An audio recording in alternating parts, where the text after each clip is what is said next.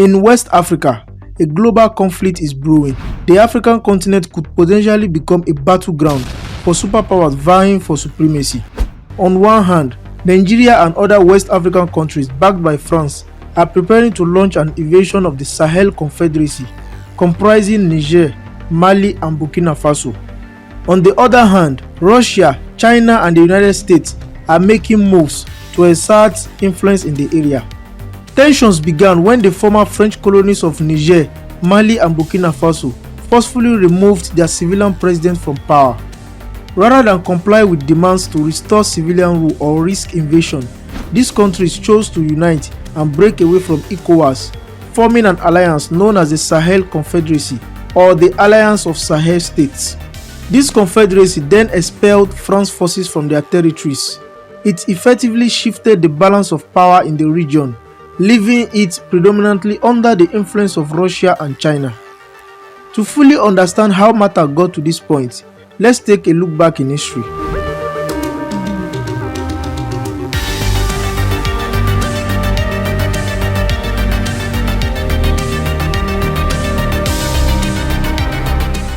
It all began in the 19th century. During this period, Europeans ventured into the African continent in search of slaves and mineral resources. France and Britain took special interest in the western part of the continent as they controlled more than 10 colonies altogether.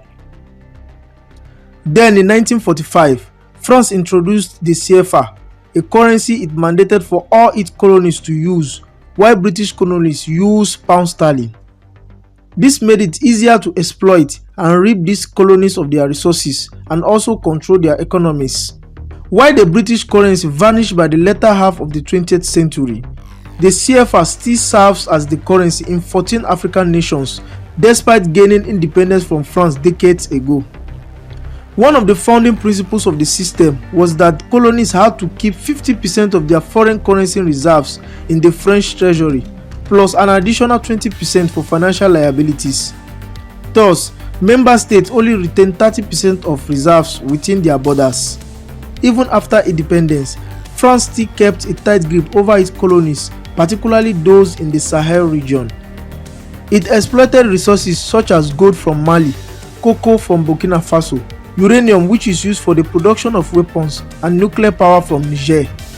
This led to widespread poverty, high living costs, inflation and low literacy rates. Fast forward to 1975, these former West African colonies joined forces to establish ECOWAS, the Economic Community for West African States. While ECOWAS have provisions for security cooperation and conflict resolution, its core focus is on economic development, trade facilitation, and regional stability through diplomatic means.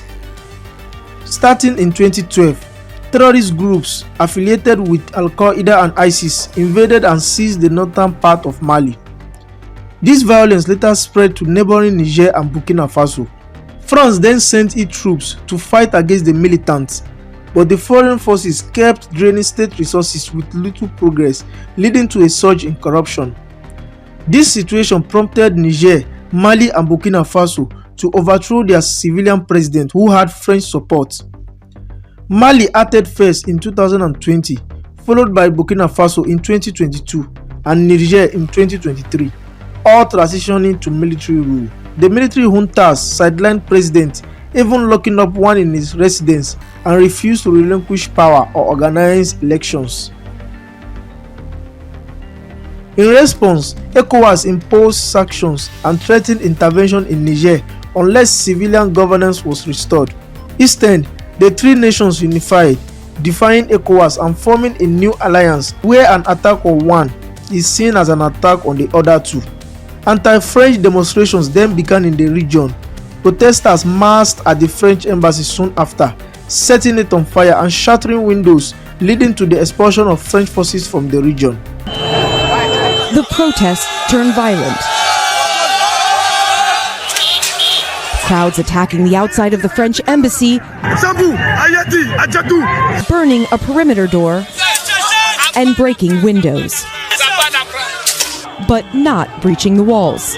Through their new confederation, the three countries' leaders vowed to create a joint investment bank and conduct projects in sectors like agriculture, energy and infrastructure, priorities that ECOWAS has been promoting for decades.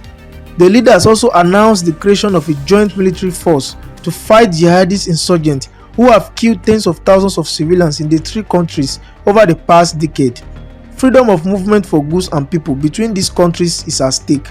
For instance, families, traders and their wares have been moved freely across the border between Nigeria and Niger, a populous area of people who share the same ethnic groups and languages. That could change if new visa and custom rules are imposed. However, Burkina Faso, Mali and Niger remain part of a currency union, the CFA zone, that has ensured freedom of movement among its 8 members. When the US also blamed the juntas, they were asked to pull out their forces as well. The Sahel Confederacy then turned towards Russia for security assistance. Russia is now supplying weapons to the region. Mali then entered an agreement with China that allows the Asian powerhouse to extract lithium from the region. Lithium are used to make rechargeable batteries that are commonly found in various electronics such as smartphones, laptops, cameras and electric vehicles. As it stands, the possibility of France and other ECOWAS states launching an invasion on the Sahel Confederacy remains uncertain, especially with the involvement of Russia and China supporting the military rulers.